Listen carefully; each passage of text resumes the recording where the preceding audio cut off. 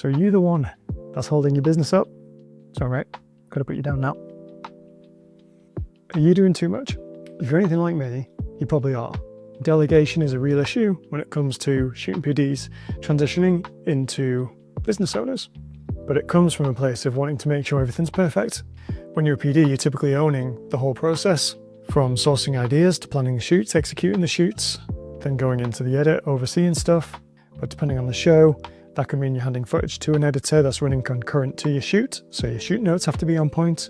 But I know from shows I've done, they still don't always pick the best take. And that'll be because they're under time pressure like everyone else. Especially when it comes to like those little moments that you know you kept rolling for but could be missed in the edit. When it comes to a production company, if you're not outsourcing, you essentially become a bottleneck. And it's probably taken us close to 2 years to actually get the ball rolling properly on this, hiring more staff, getting editors in, but it's working. Because I know what experience I've got, and I know what situations I've been in and what shoots I've been able to do. But to be able to give that responsibility to somebody else, essentially taking hold of your reputation, it's a big ask, and it takes a lot of guts to do from your end. Doing it all by yourself only works for a certain amount of time. Eventually your hand will be forced, unless you want to just be stuck where you're at. If you don't, the business will only ever grow as fast as you can work. If you've got 10, 20 different jobs running at the same time and every single one relies on you to make every decision, how's that going to work?